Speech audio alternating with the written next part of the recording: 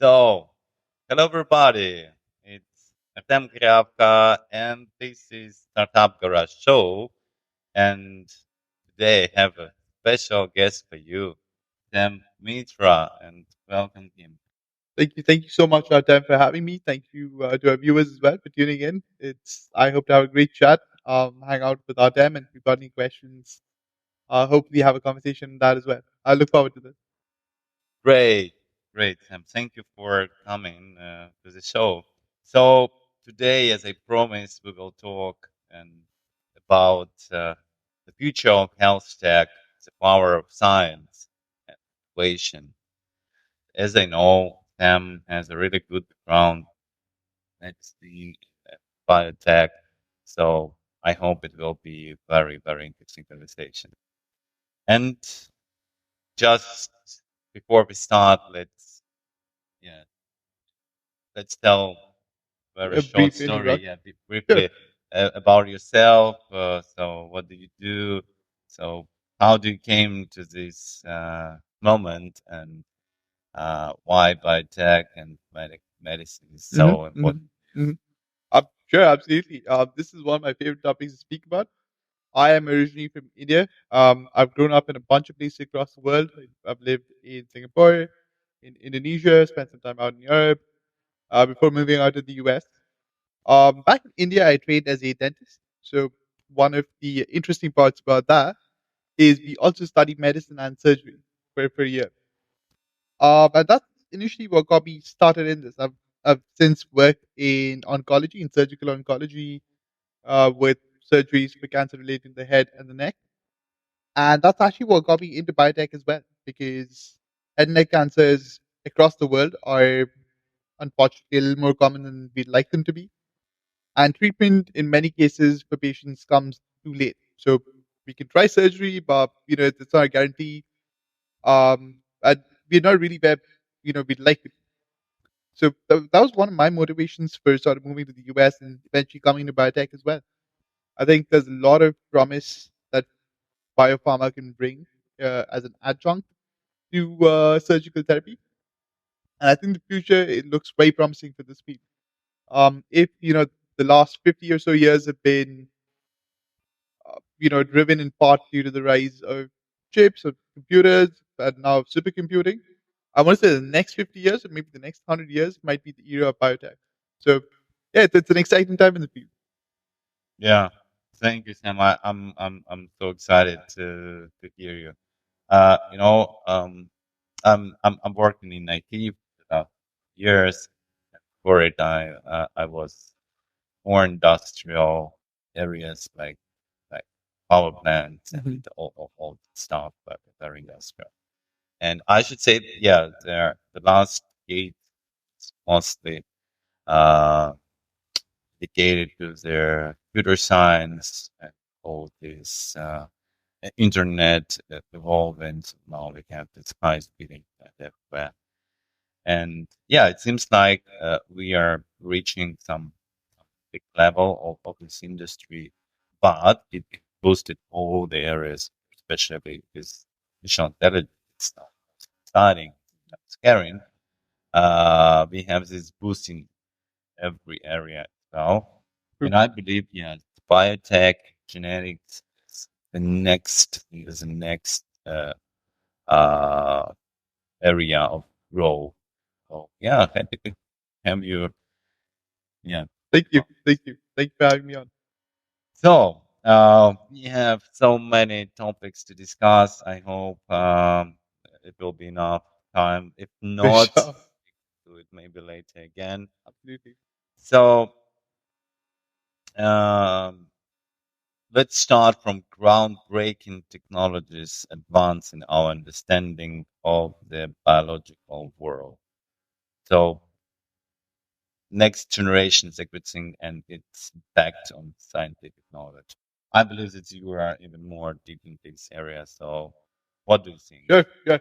Um, so to get started, maybe we could start off with a quick overview of why this is important.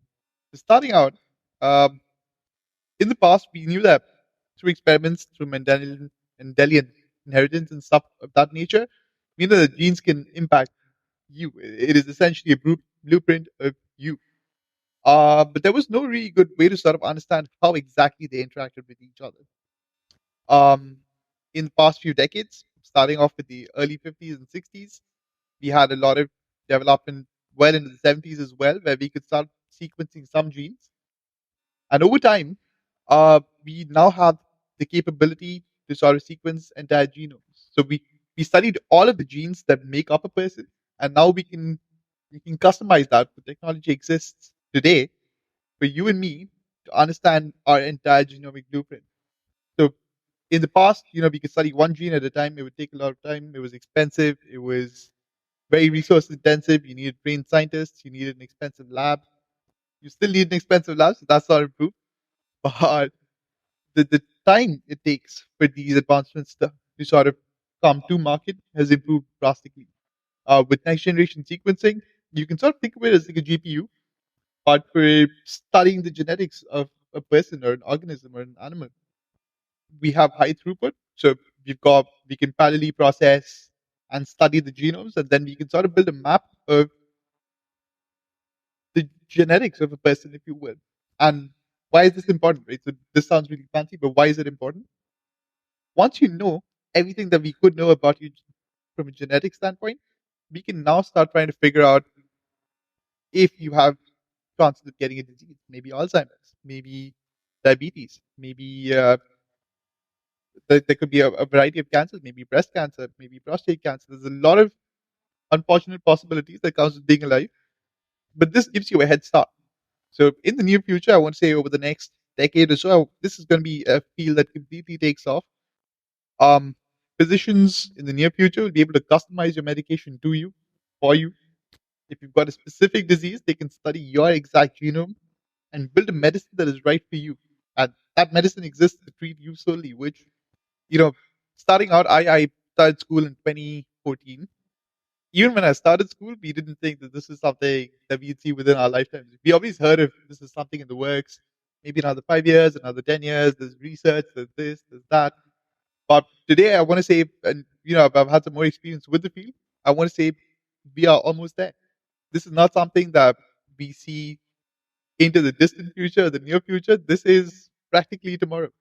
Of course, there are regulations that we want to maintain. I think recently we've had a very good education why regulations are important with the entire thing with the sub. So I want to say that since medicine is equally impactful for each of us, we want to make sure that we're doing the right things in the right ways. So regulation will definitely play a part in making sure that this is safe for everybody, but we're getting there. I'm very excited. Okay, so just a question: have you made the DNA test sequence for Correct. So good? this is where it gets interesting. So currently, the price for a full genome sequence for one person, depending on where you go, could be anywhere between $500 to $1,000 ish. I'm trying to get one this summer. There are you could go to 23andMe here in the US. They would sort of test for some genomes, but usually not your entire genome. So your entire genome is all of the genes that you inherit from both your parents, so both from your mom's side and from your dad's side. Um, a service like 23andMe or Ancestry.com would see some genomes, or they would look for some markers, but usually not everything. We hope that over the next 5 years or so, there's a lot of technology that's coming to market now. They've allowed this cost to drop below maybe $200. This should make it more affordable for everybody. And the other thing that's interesting is we now have genetic counselors at hospitals. So let's say if you suspect that there could be something in your genetic history that could be passed on to your kid. Before your kid is born, we can study your genome and we can start predicting. So it's not even we almost try to catch up with diseases now. We don't wait for disease to show itself. We can predict if a disease is gonna occur, and then we can make changes to make sure that it doesn't happen. So it's very powerful stuff. Cool.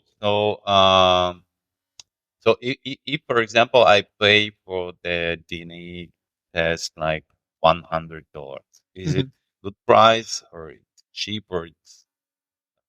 or maybe just It not would good be enough? it would be a good place to start. So, you've heard of the saying that the best time to have a tree was yesterday, but like if not yesterday, then you start today, right? Mhm. So it's the same thing. maybe you don't get your whole genome sequence. That is still a little pricey, $500 on something that you don't see the immediate benefit of. It'd be a lot. But even at $100 start price, if you will, you get to know some aspects of your genes, so we can test for most of the common diseases that we know that could come up. And then in time, once the price drops, maybe you get a whole genome sequence.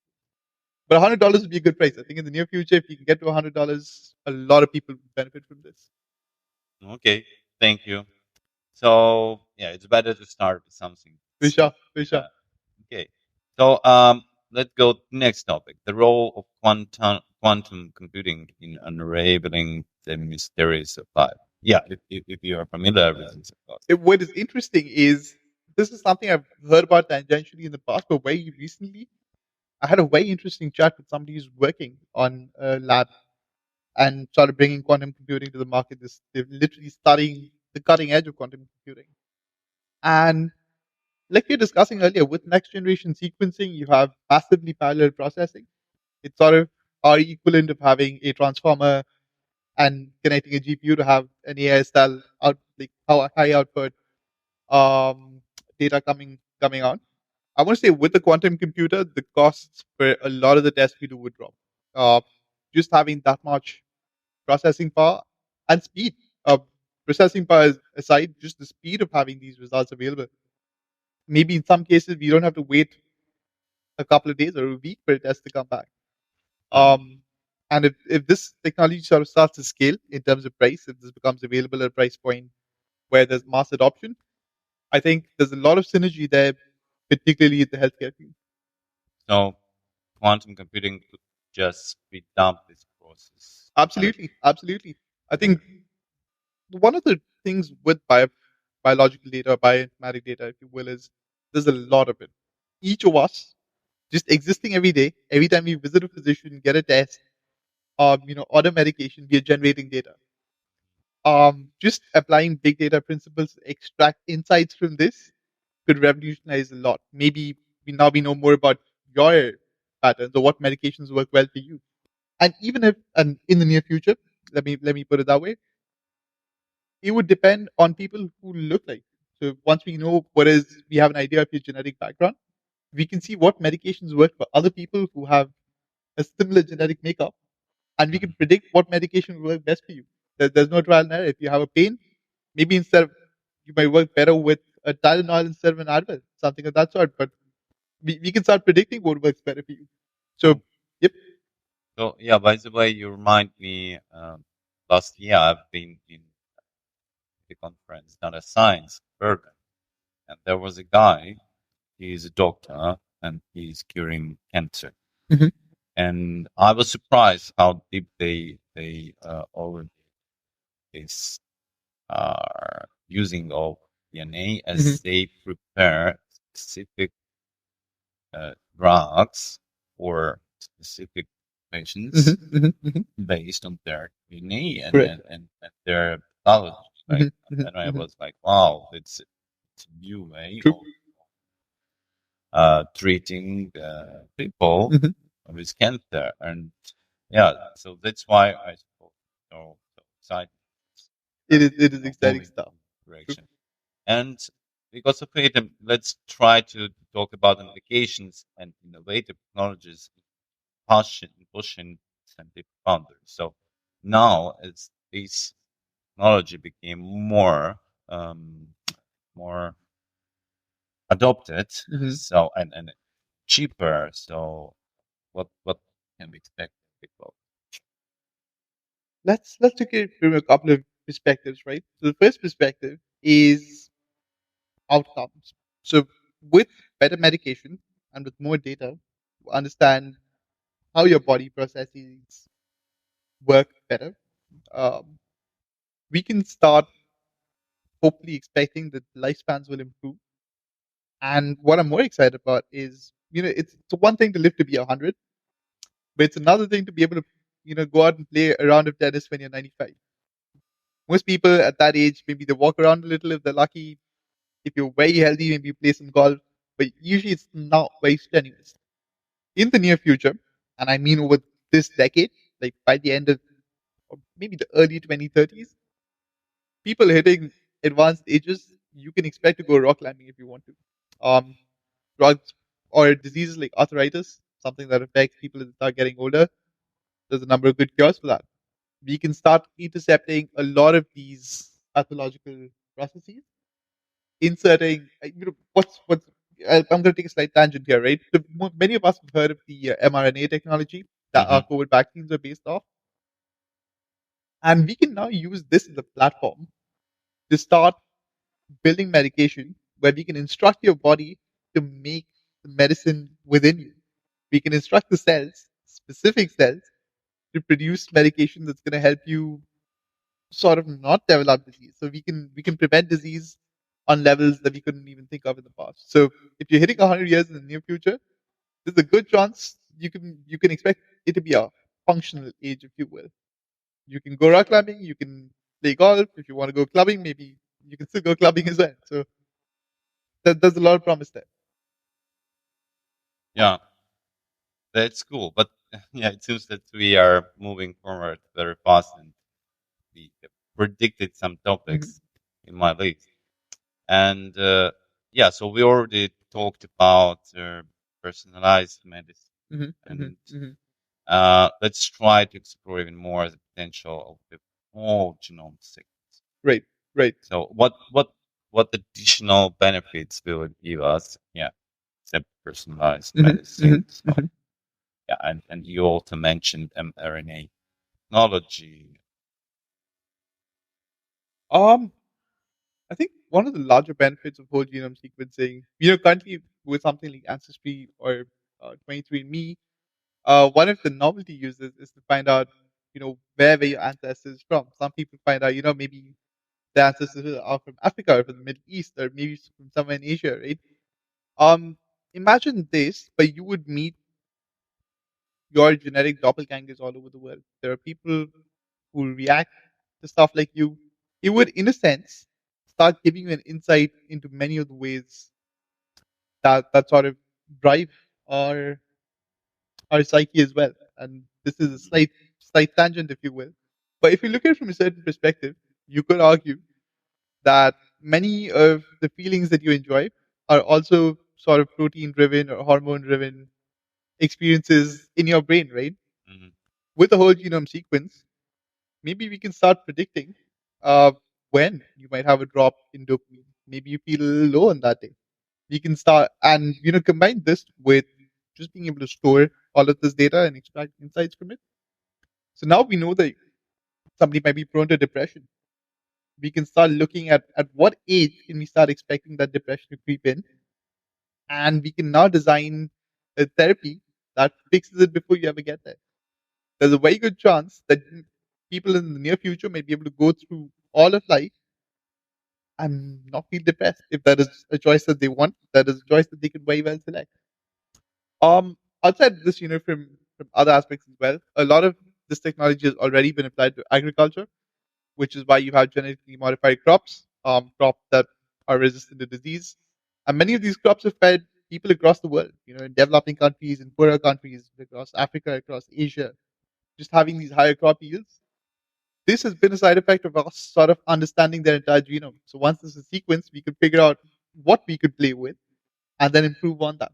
So I want to say something similar is going to creep into healthcare as well.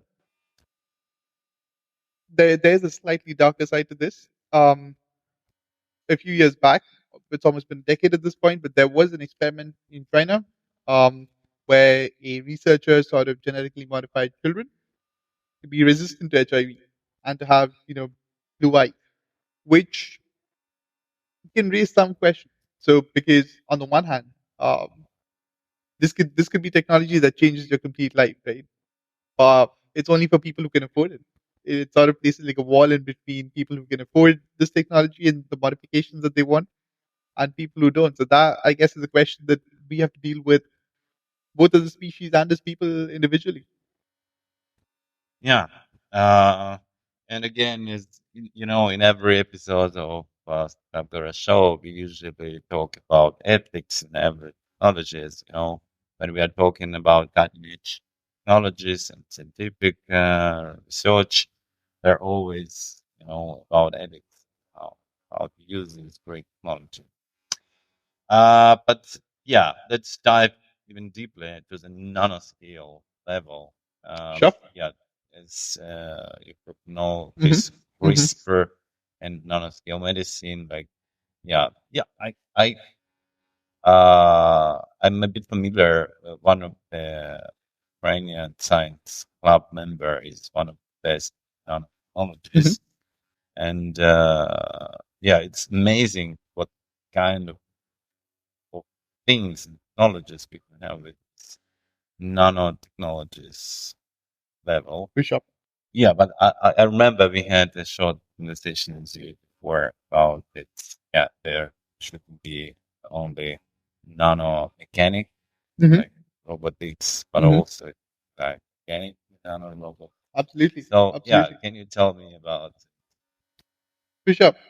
Maybe we could start a little bit behind that to get an idea of how this came to be, right? In the past, we have typically focused on something called small molecule drugs. So this is your aspirin, right? Aspirin is a very good example for this. We studied it in nature. We found it to have effects in people. But at its core, aspirin is a molecule. It's a single molecule that goes and affects a living system, right? In a sense, it comes from the outside. With CRISPR, and maybe you could start off with what CRISPR is, a very brief overview. CRISPR was originally a biological defense mechanism for bacteria. It's like a bacterial immune system. So as we both know, bacteria are single cells. Yeah, They do not have the luxury of being able to expend energy on maintaining an immune system. This is like a genetic level defense that they evolved that we have now been able to sort of access as well. Um, Two researchers up at UC Berkeley, Manuel Charpentier and then Jennifer Doudna, they won the Nobel Prize for it as well. They came across it, they worked on it, and now a lot of it is being commercialized. So, you could ask the question, what is different? How is this uh, different from, or what are the different effects that this has in comparison to small molecule medicine, right? With CRISPR, we can go into a cell, we can go into the nucleus, which is the heart or the mind of the cell, and we can instruct it or we can change its instruction set. It's sort of like being able to modify a BIOS. You can modify the way it starts up. This is beyond sort of waiting for things to happen. This is primordial prevention. You can test for what could happen. That would be our next generation sequencing. And this is the next, it's sort of like a web, right? Now that we know things can happen, we can focus on what can we do about preventing things we don't want from happening in the world. So with CRISPR, we can go into a cell, we can change its instruction set, and we can provide specific commands. We can go in to a specific part of your genome, snip it out, paste it essentially copy paste. You have a set of instructions which are faulty. It's like being able to debug your code. But we are now able to debug code for living organisms for and hopefully in the near future people as well. You can go in, you can cut out faulty bits of code, you can paste in good code, and it works perfectly. It sort of brings the machine back to where it should be. It brings the system to like a steady state where it produces the proteins that the cell was supposed to, or you fix faulty protein production. And why is that important, right? Because proteins are the backbone of everything. Specific proteins produce specific output. It's like you have a specific block of code that gives you specific output. You put in your code, you get a hello world output. If you mess something up, you don't get your output, right?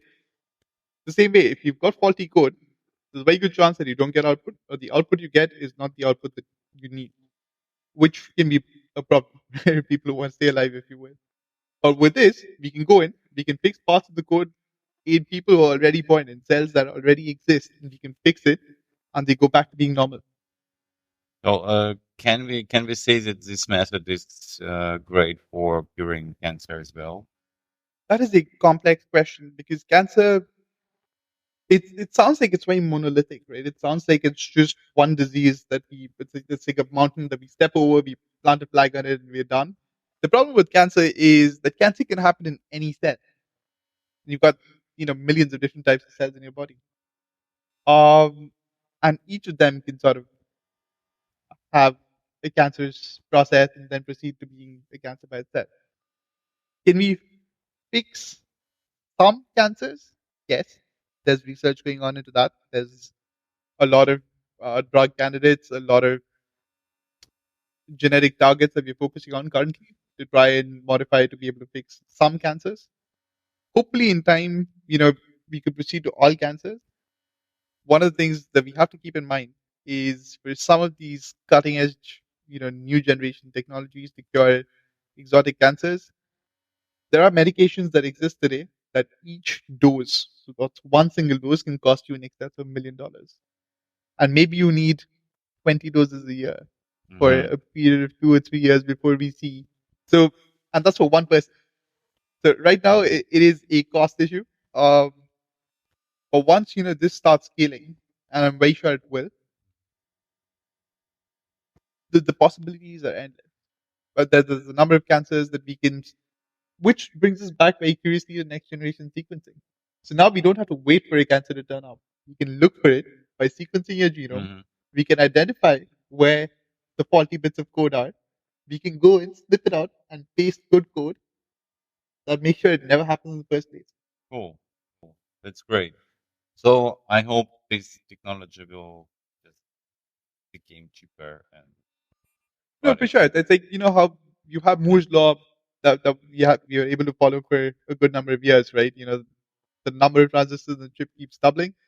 It's You could use the analogy for that in this as well. So with every generation that passes by of this technology being commercialized, the cost does keep dropping. And once we have large scale medicines that are approved by the FDA, insurance providers would be able to step in and they would be able to negotiate prices downwards for the rest of us. So in the near future, and when I say near, I'm a little hesitant there because that near future could be 10 years, it could be 15 years, but we're definitely getting there and the prices will drop. Okay, great. Um, yeah, it seems like we are moving not very fast, but it's very But great because. we're not moving very slow either because here's the thing: when you buy a car today, you check what are the safety features. Does it have ABS? Does it have traction control? Does it have curtain airbags? How many airbags does it have? The same way, you wouldn't buy a car that's completely unsafe. You wouldn't want yourself driving it. You wouldn't want your wife, your kids in it. You wouldn't want your parents in it. It's the same way with this kind of technology. You wouldn't want something that is unproven to come into the market. We have unfortunately in the past had medications that have made it through. Lives have been lost. So this is a field, where the rules have been sort of written in blood. We don't want a repeat of that. We want to do it the right way. We have the right outcomes that we can predict. We give you a medication, we know what this can do. It is this predictability that sort of would form the cornerstone of commercialization of this Mhm. technology. Okay, great. Now let's go next. So now it's artificial intelligence technology is rising, and uh, do you see the synergy between bioinformatics, artificial intelligence, how bioinformatics and AI driving drug discovery?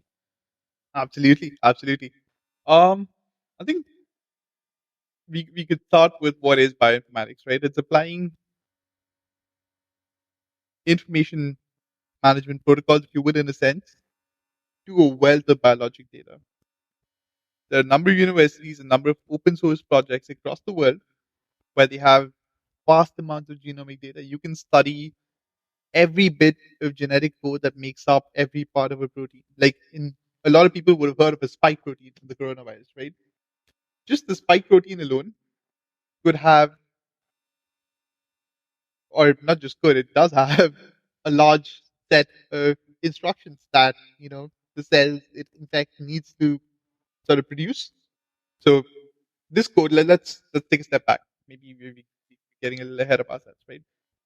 Why is this important? For a virus to be able to infect people, and I'm just using coronavirus as an example here, for it to be able to infect you, it enters your cell through a lock and key mechanism. it docks in at a particular point, enters the cell, and then hijacks the part of the cell that is the factory for protein. What it does is it it corrupts the instruction set, and then it starts producing copies of itself. The way it does that is it's got a genetic code. It's got a sequence for each specific protein that's got to be made. Now, in a healthy person, the cell still produces these proteins, but to keep you healthy, to keep the cell viable, functional, Hmm. uh, thriving, if you will. So, in many ways, it is the same process. With a lot of bioinformatic data that we have right now, we have the genetic codes for a wide variety of things: plants, animals, bacteria, people. We know the genetic sequences for a lot of these. One of the things that we then start looking into is how do these interact with each other, and what are the insights that we can take away from this information. So, as you were saying, just being able to apply, let's say we have an AI, and I'm sure it's in the works somewhere, where it can scan the genome and pick out parts where it's seen problems happen. We we could take in considerations about your ethnic origin, your how old you are, how much you weigh, um, what are the color of your eyes, all of the what is your hormonal status. We can filter by all of these, and you can then start to narrow down insights from this, and these insights will be personalized. Right now, I want to say that some of these insights are applied on a more broad scale. We're trying to understand diseases better by having specific insights that we can take away from people who've had specific diseases. But in the future, and this future is definitely more short term, we can have specific insights for people as well. So bioinformatics is an exciting field. It it can be a little tricky to get into for somebody who's looking to transition into bioinformatics role, but there's a lot of synergy for people who are already working on AI to be able to transition into this field as such. There's a definite need. There's a growing need for people who can manage databases because we have a ton of data that's being generated. There's a definite need for people who are good at just dev or uh, procedures of that nature to be able to write the code that can then sort of extract these insights. And one of the reasons that this is important is because a lot of people who go into biologic sciences are not necessarily trained in computer science as well. So this is definitely a cross-disciplinary field. In the future, maybe I'm sure there's going to be college education or college level courses where people study both the biosciences and computer science. Yeah. But for the time being, someone who has a lot of experience with computer science and they're looking to transition into big pharma or genetic medicine or even research, there's a lot of need. There's a lot of need for people who understand even data scientists, because just there's Yeah. massive amounts of data out there. You have predicted my question. I believe that data scientist now is very useful in bioinformatics. It's data, they just have to analyze it in a best way and extract this insight. But yeah, I'm agrees it's artificial intelligence can bring some even more value into it and can just try just dodge for something. It's not a bit could be used for sure. Um, yeah, you also was mentioned in this place that blockchain is also can be used in it. Uh, yeah, we have dedicated this entire episode previously to blockchain technology, and I was talking about uh, what is the core value of this technology, but how do you see it could be used in this field, bioinformatics, and why? For sure, for sure. I think cryptography plays a very large role there. So in today's day and age, a lot of your medical information is stored on secured servers as mandated by law, at least here in the US and in the EU as well. There are very specific protocols on who can access that. So usually it would be you or your healthcare providers, your physician. and let's say they make a referral for you to visit another physician, then that physician can access your data. But the concept of you having complete control of your private medical information is something that is fundamentally baked into law, and I want to say it's a fundamental right as well. Hmm. You or me as a person, we should have complete control over who gets to see our medical information, when, and why.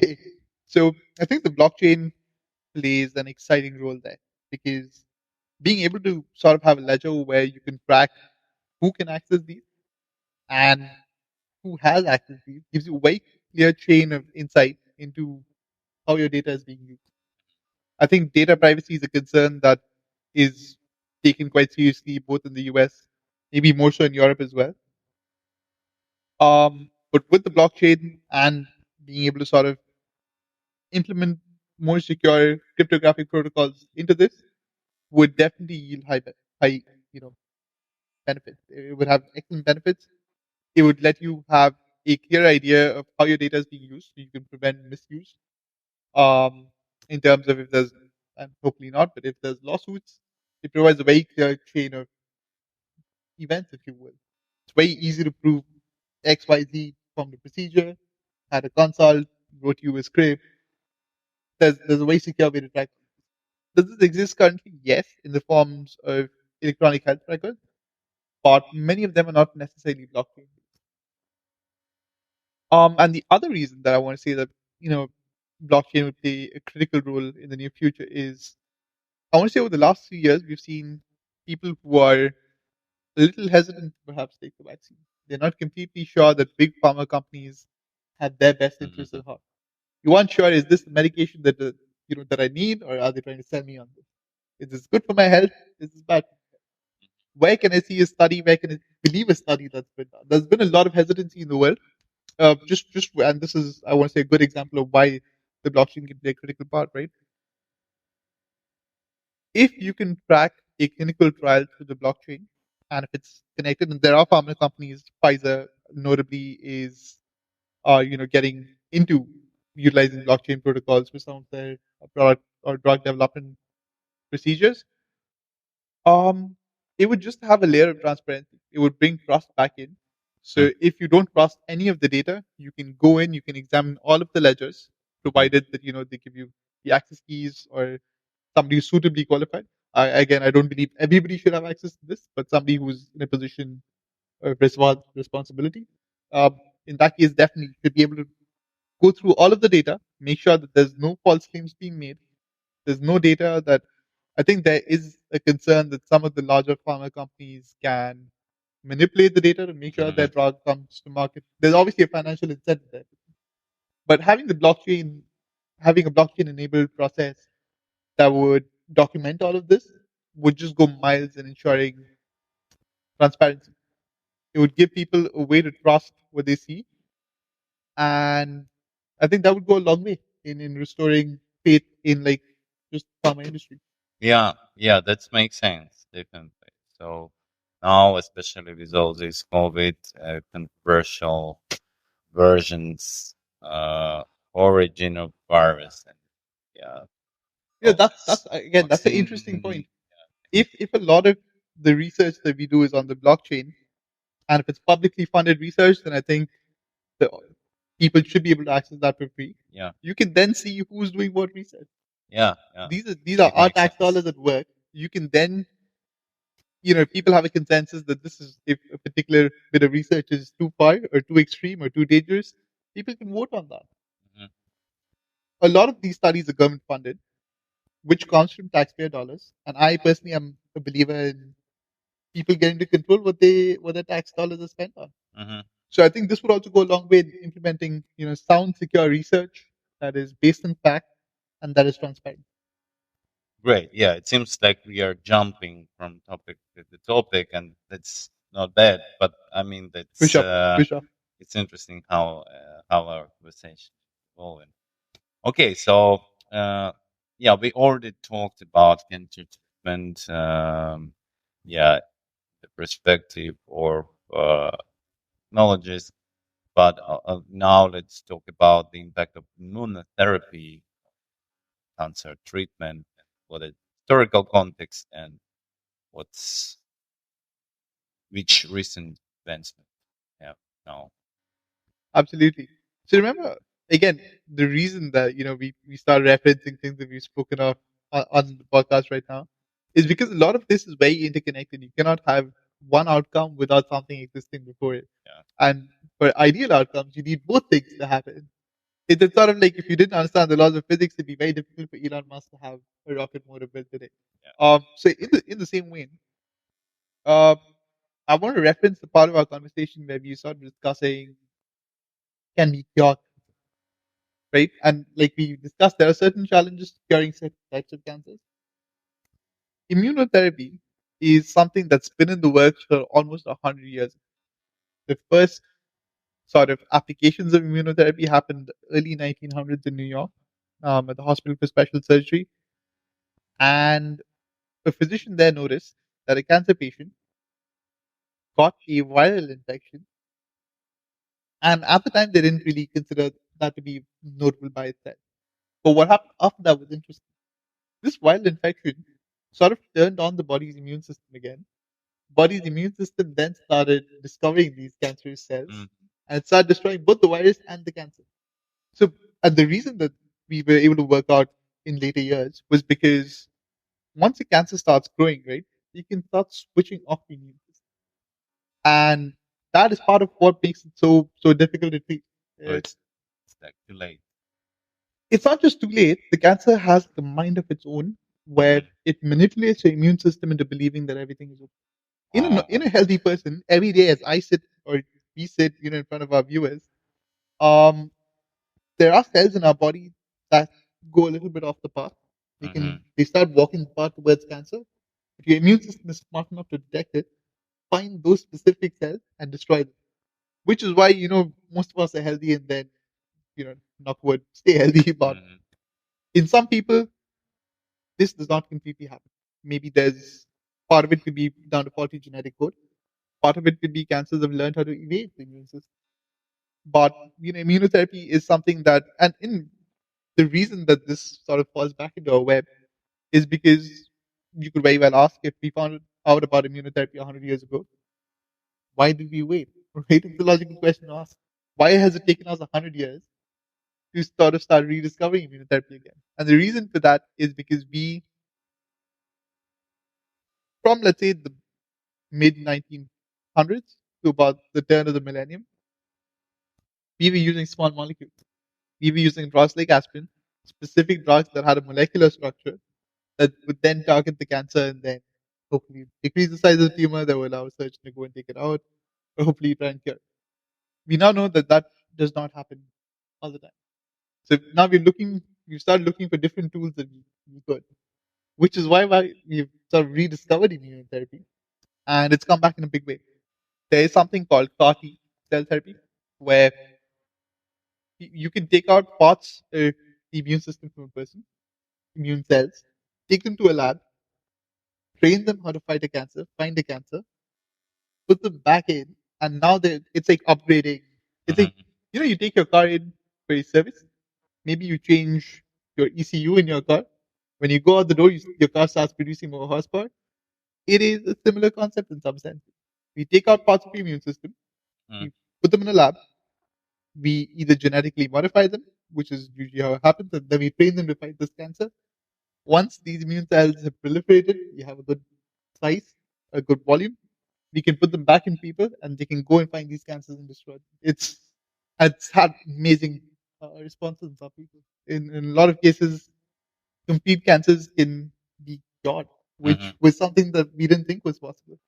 So it's like, these are processes that we've learned of over the years, but just having all of these technological advancements, having computers to map these out, being able to study, being able to bring next generation sequencing, Mm-hmm.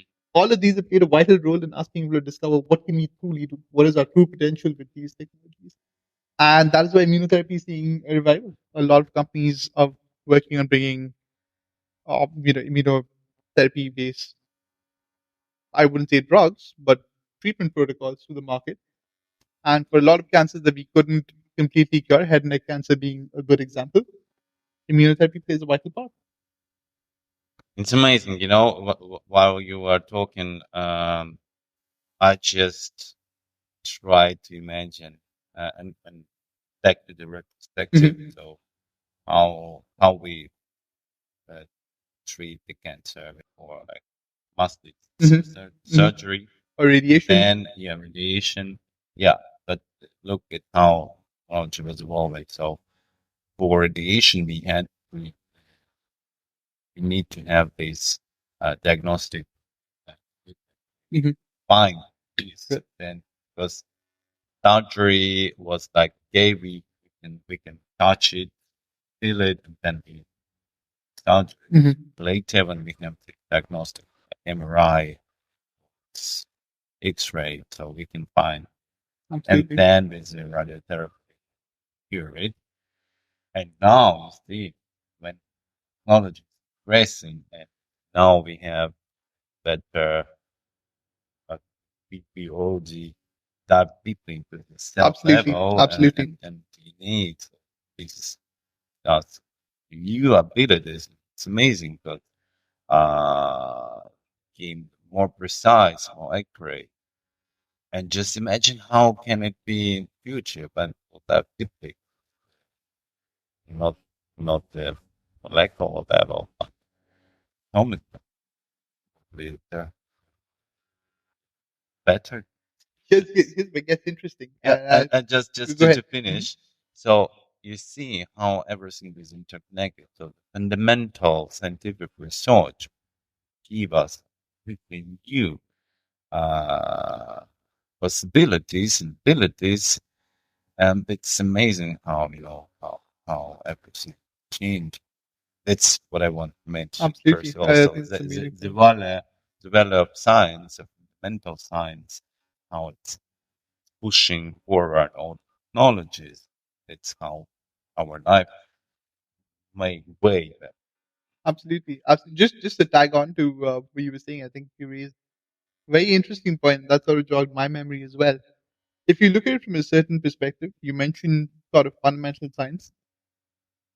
Small molecules are essentially an application of our understanding of chemistry, organic chemistry, where we can sort of develop molecules that can work within biologic systems. And later we progress from using small molecules or chemical-based therapy to radiation, which is also fundamental physics in the sense. You Yeah, have PET scans, positronic emission tomography. You have proton therapy, you've got gamma knife surgery. All of these are just applications of fundamental physics. yeah. So it's interesting that you brought that up. Yeah. So cool. Yeah, it seems we are again We jumping we from jumping between. topic to topic, but that's that's okay. So the next one, lab on chip technology, the future of personalized medicine. But we already talked about it Mhm. from the perspective for DNA and our advancement genetics. So yeah, but explain I can quickly. what is young. Sure. Let's what is the lab on a chip and Why is it yeah. important? Sure, sure. So we'll just briefly touch on. So we now know why personalized medicine is important, right?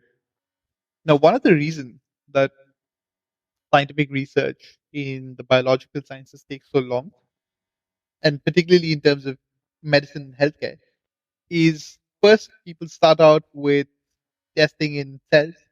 Maybe then you move on to a animal model, which could be a rabbit model. It could be, and when I say model, unfortunately, it is a rabbit or a mouse that gets tested on, and then it is sacrificed for us to study Yeah. whether our therapy worked or not.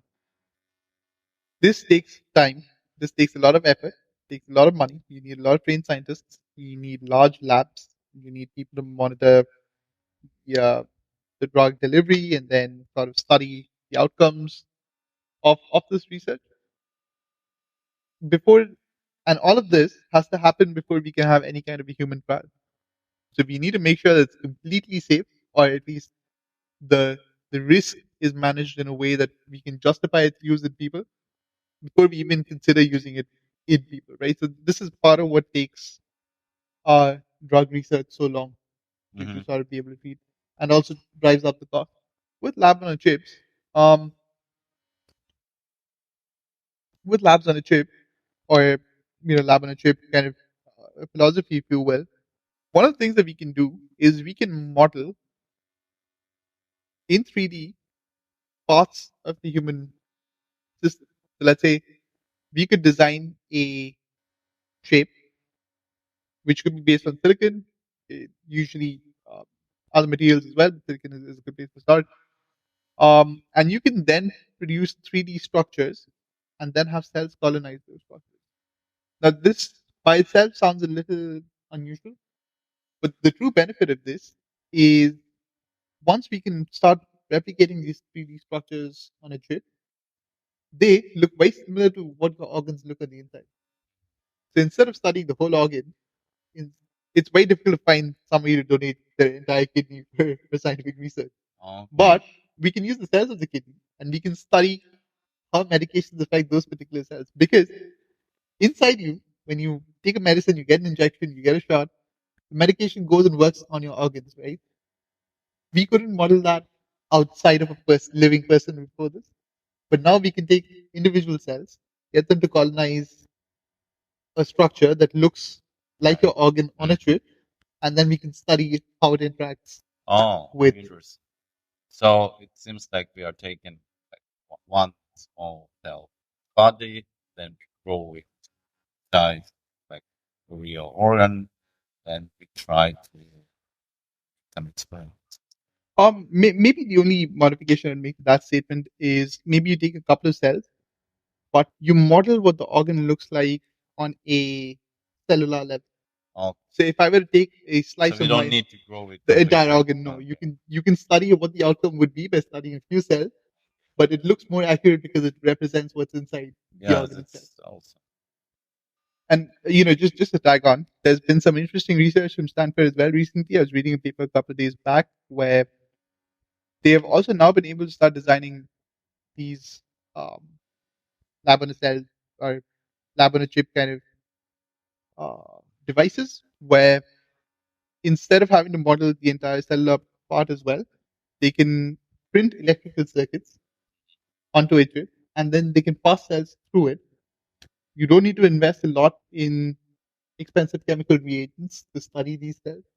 You don't need high-end, radiofluoroscopy, radiation or fluoroscopy-based techniques to understand what the cells are doing. You can start passing currents through these chips to see how the cells react, and you can then have inferences from that. Flow cytometry is something that is used a lot in lab medicine. A typical flow cytometer could cost maybe as much as $100,000, which maybe in the US is not that much, but maybe somewhere in Africa, somewhere in Mongolia, in Thailand, all hospitals might not have access to this. But the cost of this technology right now, if it were sort of commercialized, it would be maybe like $1 a chip, which is phenomenal.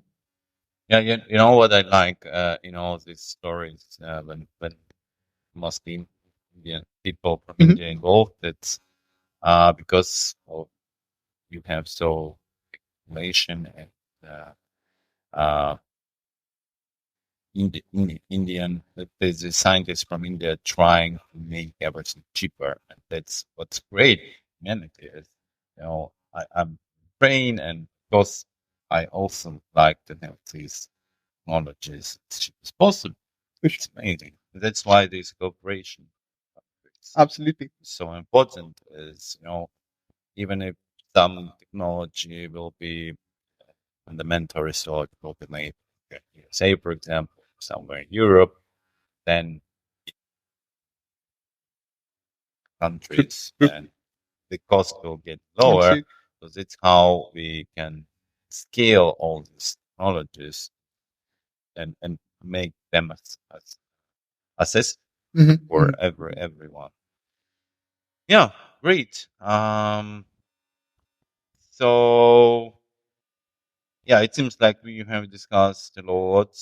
We are past the half, but the time is we already talked about almost an hour, but we still have but 6 topics more. But let's maybe try to go We them could run quickly. through. Sure. Okay, so like briefly. Mhm. So the next topic is decentralized autonomous organization. Yeah, DAO. Mhm. It's also from Genius Absolutely, Crypto absolutely, absolutely. in the pharmaceutical industry, and we already We discussed it we in discussed about this yeah before. briefly. So yeah, as I understand, the main idea is to make this area more transparent, Absolutely, more absolutely. democratic. But yeah, let's try to wrap it up. Sure. I think part there's a lot of medication that can be really expensive, and having DAOs present in the pharma space, and there are pharma companies who are trying to transition it. This is the model, but I believe that newer pharma companies who come up over the next decade or so, this might be something that they might look at because typically with pharma, you have a large investment that takes 10 years of continuous investment before you see any kind of return, Mhm. right? So the only people who could traditionally make these investments were large VCs or an institutional investor. Uh, Somebody with even like let's say $10 million, which is a good amount of money, would not be able to commercialize a drug by themselves.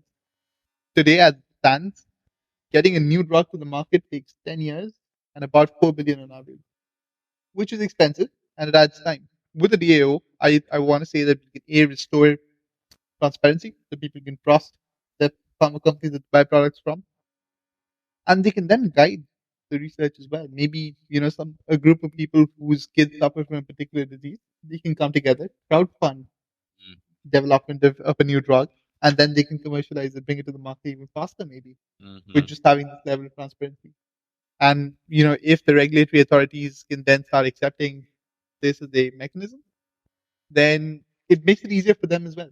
From a regulatory standpoint, if you know all of the data and you know it to be clean, you know it to be that it can be sort of back tested and verified, then it's easier to give permissions. You can trust the outcomes better. And this would cut down on the development times. Maybe instead of 10 years, now we can do it in 7 years, 7.5 years, 6 years in the future. They would give people a lot of leverage. It would give regular people with an interest in their own health, and the health of their loved ones, Mhm. a choice in what kind of research happens, and a method of testing and trusting the data that comes out. Yeah, I really like this idea. I just imagine how uh yeah. So now we have these NGOs that's focused on some specific diseases, cures of specific disease. But yeah, times even now in Ukraine we have a lot volunteers and NGOs that help people suffering, or like not on the people, the animals, for Mm-hmm. example. So they have very different tasks. But the most important problem is transparent. Absolutely. If there is no transparency, no trust, so we will starting to doubt, should I Absolutely. Absolutely. donate or no? The same, yeah, it could be applied here as well. And yeah, that's cool. That's cool idea. Okay, let's go forward. Mm-hmm. So let's talk about biosensors, creation and personal data in healthcare. We already, we discussed it. Maybe you could just add a couple of points to Yeah. round off. Um, Today you already have biosensors. A lot of people who have smartwatches, that is a biosensor. It tracks your sleep. It can track in case of something fancier like an Apple Watch. Maybe it tracks your ECG. Maybe it tracks fall detection. If you take it a step further, and I know that Apple is already currently working on this, they are working on sensors that can test your blood glucose on your watch. Oh. Currently, you could get a patch that, that from Abbott, the pharma company, where it has a Bluetooth chip and has a gold, um, sort of like a gold microwire that sits in your skin. So it's not going all the way to your bloodstream, but it can measure just from sitting on your skin, uh, from the sort of fluids that are present in your skin, your blood glucose level. So now you don't need to prick your finger every time you need a sugar result. That also is a biosensor. And that is a biosensor that will change how diabetes is treated for a lot of people across the world as well. The technology is expensive. It is getting there in terms of being more affordable. So what is the price per se? it, it depends on how many you buy. I want to say Abbott sells an initial pack of two for maybe 150. per pack on for two, so maybe $75-$80 a sensor. so It's not so much, but again, you've got to consider that outside of the US, $80 can be a month's salary yeah, for a lot of people. yeah. But for diabetes, It is a it's game very changer if people can keep tracking their blood glucose using something as simple as NFC or Bluetooth. so the best is when you have the sensor and right Mhm. the same There are so you know for people with Mhm. like the device and build True, true, this true. So in delicious. type 1 diabetes, a lot of people can also get something called an insulin pump installed, Yeah. where it would actually do what you Okay. described. But we could extend that further. Type 1 diabetes is a genetic based disease, Mm. if you will, but type 2 is lifestyle. You get there, which can be a little more common, if you will. So, in a manner of being able to treat more people with affordable therapeutics, it would be a game changer. Yeah. And I want to say there'll be different biosensors that come up as well. So how it can be used for prevent? For sure. So let's say a lot of people, I want to say, have an aversion to visiting their physician or their dentist or their healthcare provider. If you can test for stuff at home, which can then report to your healthcare provider without you having to drive all the way, find a parking spot, pay your insurance provider copay. If this can be monitored through a secure version, comms through the cloud, where it builds up a profile, and every time there's a spike or there's some abnormality that your physician gets alerted through an AI-based process, they can call you up and tell you, hey, maybe it's time you come in for a checkup. So it is taking preventive medicine to the next level. It's everyday preventive medicine. You wake up, you have a patch, or you get a test, and it's like grabbing breakfast or having a coffee. Once it becomes a part of someone's lifestyle, once we can track different metrics, maybe cholesterol, maybe blood glucose, where in some cases maybe minerals present in the blood. We can assess people's nutrition status. We can assess maybe if they have a chance of getting heart disease. All of this from simple tests that you don't have to drive, see a physician, pay a great fee. You can do it at home, and there would be a service or a system that can monitor that. And I just realized that this is a totally new way of all this symptomatic uh, knowledge. So now we mostly avoid doctor whatever not good. Correct. Correct. And then he asked, okay, what kind of symptoms do you have? But it seems like with all these biosensors, we can create a Because totally new approaches absolutely. of symptomatics, and it will not tell us when we already sick, but it will tell us when we are going to sick, I would take a step further even, back as well, even even before. preventive, Yeah. yeah, even before. So it's amazing. Looks like we are, the very new era It's of a new paradigm for healthcare. sure. Yeah, and I really like it because it's what can make life way better. But don't have to wait when you go became sick. Yeah, Again, as a dropping back into our web, if you will, a process like this would make sure that even if you turn 90 years old, you can still go out and play a full game of tennis. yeah, It makes sure that you never amazing. fall completely sick. Yeah.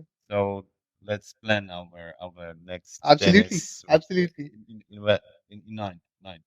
For sure. Yeah. Okay. Siri, make us an appointment with Sam in like in 50 years. Fair enough. Okay. So the next two topics are mostly about AR, VR, like augmented reality, virtual reality. Maybe Uh, we could yeah, we combine can these. combine We, them. we could Yeah. combine them into one. Um, Telehealth is something that's picked up ever since COVID. Now for common complaints, you don't always need to visit a physician's office. You could zoom in. You could do usually there would be a secure portal through which you can interact with your physician. They would have access to your electronic health record. They would ask you a few questions. But I think both AR and VR can take it a step further. Interacting with your physician with something as advanced as, let's say, an Apple or Vision headset would be miles ahead of just a regular telehealth visit. Mm-hmm. People can and combine that with a test that you can perform at home. Maybe your physician gets to check your blood pressure, your blood glucose, Mm-hmm. and assess you have Bluetooth stethoscopes as well today. So if your physician can test all of these at home, they have a wealth of data now. You don't necessarily need to go in. So every morning, whenever you want to get a checkup, you can get a check.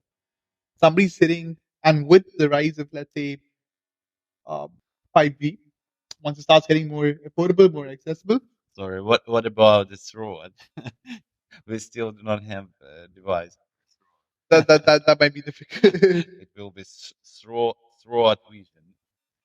I mean, there are endoscopes. I don't know if there's any endoscopes that are available on a It will commercial be, device level. yeah, it will be, this additional accessories for the visual pro. It could be. It could be. That would be an interesting plan to happen.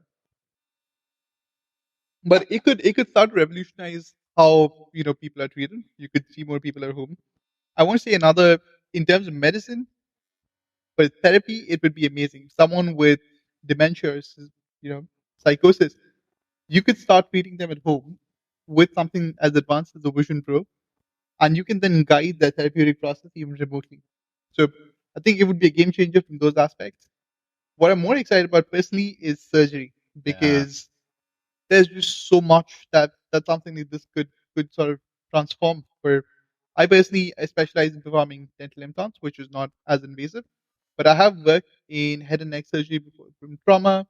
So if someone's got facial fractures, repairing those, to assisting surgeons as they sort of um, dissect and take out cancers in head and neck cancer cases. Um, some of the things, and particularly for cancer, something that's interesting is surgeons would often look for a margin, right? So you would take out a bit of tissue, you would send it to a pathologist who's waiting. The pathologist would then study to make sure if you've cut enough, if you've taken out all of the cancer, if there's any cells remaining. Hmm. So that is the margin. And then they would come back and tell the surgeon if they've taken out enough. So if the surgeon doesn't have enough, they can go in and they remove a little more. So yeah, it takes a But long time. there's a bit of a back and forth in this, right? Yeah. So and during this process, the patient is like on the Is on the operating table, correct, Oh, okay. correct. But with something like a Vision Pro, you could augment with AR. You could overlay that over the Cool. surgical field I directly. get. You could see the pathology. You could see how far you have to go. You could training would become insanely simplified. I mean, that So should it be even can show on the real correct on the on real real people. Correct. on the real flash, like Exactly. how much. Exactly. Oh, it's amazing. That by itself would be amazing. It would be a game changer in a lot of the cancer based surgery. For people learning surgery, it would also be amazing because your instructor could now specifically guide you as to what you could do. It would improve skills. If I had something like this when I was in school, I would have lost my mind. It would have been something that's straight It's magic. amazing. But I think in the near future, people in medical school, people looking to become surgeons, people looking to become pathologists, this will definitely be something. Obviously, there will probably be a secure version with something that works without any kind of a delay or lags. There'll be some things to be ironed out. But I'm very excited. This is one of the reasons that I want to try the Vision Pro myself. Is my surgeries I could overlay X-ray data, MRI data, or CT data Oh, that's amazing. while I'm working. So I would never sort of have to think about how much You do I have cut, how far do I go. so you have as much information as Absolutely, possible in one place. Wow, it's absolutely. amazing. It would be a complete game changer for a lot of surgeons. Yeah, I also wish to see how. Yeah, again, I just want to emphasize and highlight how. Yeah, this we also made the episode dedicated to Vision Pro, and I should say like Apple was working decades, so we can just imagine how many different technologies and research. His there was like I don't know 1,000. Possibly 1,000+ Yeah, patients. Yeah, so I just want to mention how important to have these fundamental scientific research technologies is now just give us so much possibilities. So just mind blowing. So it's amazing that we are playing the game with this moment, but we have this literally new boundaries opening for us, and it's so. Have you finished with this ARBR? I would say that would be we would have to see what direction it progresses, but I'm fairly confident this would be one of the advances that we would incorporate. Yeah, I'm waiting for it. Yeah, it's exciting. So yeah, two last questions and topics. Yeah, again, ethical consideration in healthcare. So let's explore a bit these complex ethical challenges and privacy and data security and responsibility. Yeah, from my personal experience, we had several uh, projects for medical laboratories, mostly for diagnostics. Yeah, we already had some these privacy issues and past. Yeah, in every country the legislation is different, but Mhm. in general, every state try to protect the patient's data, and so it will not be used against them or it's published Mhm. somewhere. So yeah, this is the very important part of the story, and yeah, so of course it's also about ethics, about technology. So what you can say about this? So I would take two standpoints on this. Maybe first we could run with ethics, and then we could come to the privacy part of it, right? In terms of ethics, just given the amount of advances we've had with web, it's hard to sort of understand what the future might look like because on one hand, all of our new technologies are expensive, and not everybody's going to have access to them. That which in effect can turn out to mean that somebody who lives in a wealthy, privileged country with good insurance might now start living 10, 20, 30 years longer than somebody in Asia, somebody in Africa, somebody in a poor country, in sort of like a developing country where they don't have access to all of this, or maybe they can't afford access to all of this. And I think somewhere we've got to address that as an implication as well. Is this a human right, or is this something that we just commercialize and Hmm. is having a longer lifespan, being able to watch your kids graduate from college on time, their grandkids, watch your grandkids graduate from college on time. Somebody who can afford it in the near future, they will be able to witness all of that. But somebody who can't, maybe they pass away at 50, 60, 70, but they never see the full spectrum of what is possible with their life. So I guess we have to address how we want to deal with that. It's a very complex question. Obviously, you want to protect and you want to incentivize people working on these technologies because obviously, without a financial incentive, it's hard to get people to sort of work on these challenging topics. But if you commercialize it completely, it's got limitations as well. But I'd be very interested to know what your thoughts are on that. You know, I remember this same conference. So it seems it's really nice conference, as I mentioned, right? About data, and that was a really interesting conversation about data. There was a question: will you sell your data, personal data? You will have benefit for it, or maybe you just sell it. So this is could be solution. Hmm. Hmm. Okay, if you can afford technology that's expensive, but you can, for example, sell data.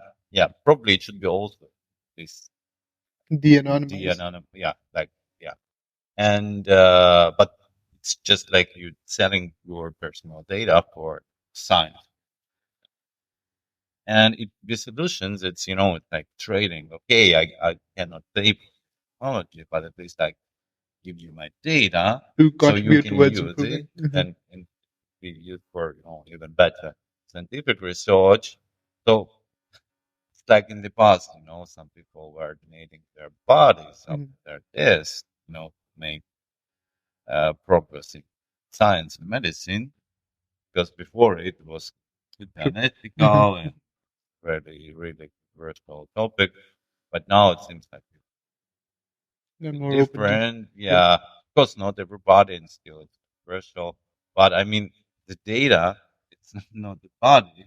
So why can't you share your True. True. data, True. exchange your data for some for some benefits. So I found it very interesting concept, and why not? So at least it's how, Will ensure access. yeah, That's an interesting idea. maybe not fully cover, but at least like Maybe you would yeah, access to begin. Mhm. even in my project we have some economics, so you cannot make something absolutely for free True. because there could be some base price for maintenance. Mhm. So at least like Of, self of cost. floor, yeah, Yeah. minimum. So in this situation, it also could be just okay. Nobody will make profit from it, but at least take No, this absolutely. I think I agree. I on the completely very agree on very that. low price. So yeah, it could be a solution. Why not? True, true. I think the other aspect, and I think you mentioned it as well, was the privacy of such data. Yeah. Now, one of, uh, let's say, the complications of this is a few years back, there was a serial killer who was active in California called the Golden State Killer. Mhm. And, the police detectives, they couldn't catch him for over a 20 or 25-year span. And a few years back, they finally did catch him, but not using his genetic data or his DNA. They had a sample of his DNA, and they were able to compare it from data that was available with a commercial analyzer of genetic information, somebody who does genome sequencing, 23andMe, and they found a partial match with somebody who was a relative. So from that, they were able to work backward and identify who this was. Now, obviously, this was with a good intention to Mhm. catch somebody who is actively, harming society. But that alone throws up pests because Mhm. once, with a lot of the current models in place, once a corporation has access to your genetic data, you really know if you ask for them to delete it, do they delete it, or does it go and store it somewhere? Yeah. Does it get used against you later? Now in Europe, I would like this idea that by GDPR you Mm-hmm. have a right for uh, don't want your data to be stored in some, Storage. yeah, storage. Yeah, just can rest or should be deleted. Mm-hmm. Yeah, no, I like this idea because sometimes, yeah, don't want your data. Yeah, it's like same story. No, you can share your data or you can ask to not to use your data. This is about freedom and our will. Okay, and so it seems like we discussed almost everything here. So let's take the last topic, Mm-hmm. like inspiring innovators and health enthusiasts, and um, yeah. People looking to move in. Sure. Um, there's a number of ways of approaching this. Now, with the biologic sciences, and just given the large amounts of advancements that have happened over the past decade or so, there is a lot of learning to be done. So unfortunately, it's not completely possible to address everything in terms of an undergraduate. There is obviously a scientific baseline that people have to build up to, and obviously this is a multidisciplinary field. So you have to understand some aspects of data science, some aspects of computer science. You need to understand the underlying biology because without that, you don't have any context for what you're trying to achieve, if you will. So obviously, the education timespans might be a little longer than typical for some other industries.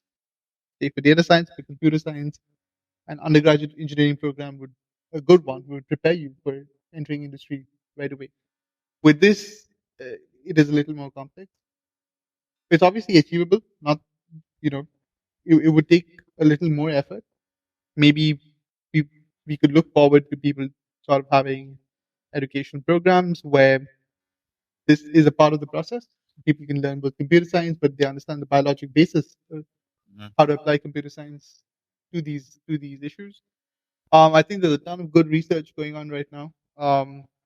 I would recommend if people want to get involved in research, if you want to donate samples, if you want to work with your local research, if you want to encourage your kids to become scientists. Um, it's an exciting field. There is so much that we can do for our fellow human beings.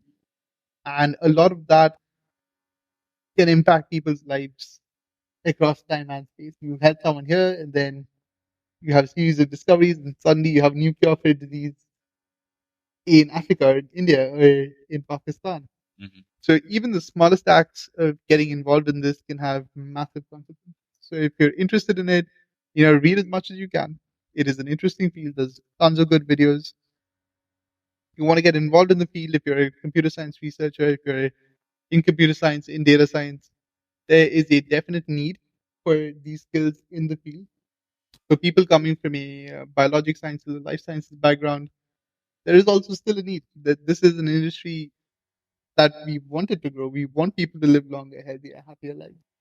And for that, it needs all of us to come together, put our skills together to sort of transform what it means to be truly human and to take our species further, if you will. If you're looking at traveling across space to other, planets, to other maybe galaxies in a few centuries, these are the sciences that are going to be playing an important role in getting us there. So this is a good time to get involved.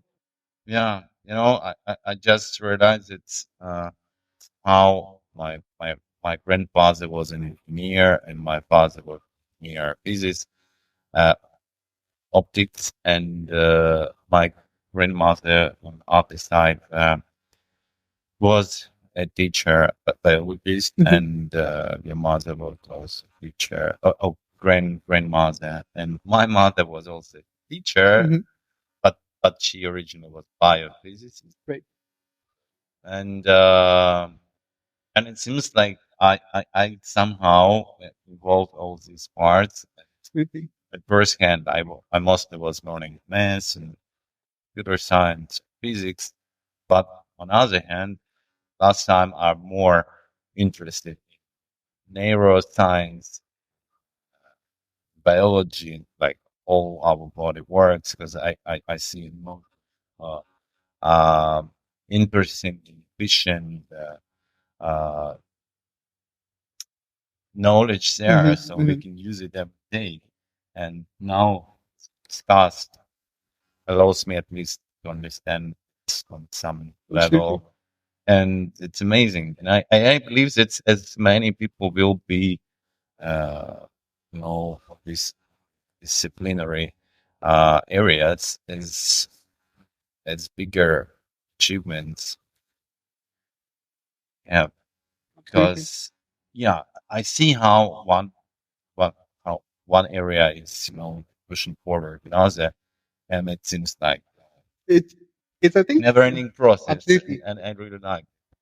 Just to round that off, I'd say I don't know if you've heard of the quote, but like all of the successes we have is because we're standing on the shoulders of giants. Yeah, It might have been Newton, possibly, yeah, I don't remember but exactly, whoever it but was, but yeah, it's the same concept. It's if Van Leeuwenhoek hadn't invented the microscope, we wouldn't have begun looking at things at a cellular level.